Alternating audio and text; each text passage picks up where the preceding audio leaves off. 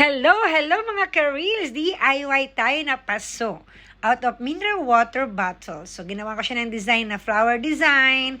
Ginawa ko rin siya ng kanyang base, which is screw mo lang yung pinaka-base niya, pinaka-stand. So, ang ginawa ko, para mabutas ko yung likod niya, gumamit ako ng stove. Kaya lang hindi ko masabi yung pangalan na ginamit ko yan. Papainit mo yan para mabutas yung likod niya. Tapos, alalagay mo rin ang kanyang butas para pang-drain kasi mabubulok naman yung halaman pag walang butas na ganyan. Siyempre may stuck. So yan, nilagay ko na, in-screw ko na yung stand. Ayan, screw mo lang siya para parang magiging baso lang siya.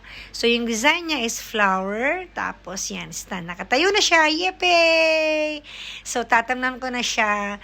Simple lang, cute lang. Gumawa ka ng maliit lang na paso out of mineral water bottle or soft drinks bottle, any na container pwede mong gawing paso. So ayan, nakatayo na siya. Di ba ang ganda? Para siyang baso lang, cutie-cutie. So, ayan. Dararan! Tapos na siya. Natamnan ko na. So, ayan. Indoor plant po yan. So, yan. Lalagay mo lang. Cute-cute lang siya. Parang bonsai yan dating. Malit lang na plants. So, ayan. Nakagawa na tayo ng DIY na paso. Sana nakakuha kayo ng idea. Kung may mga used kayong bottles dyan, pwedeng gawing paso. Bye!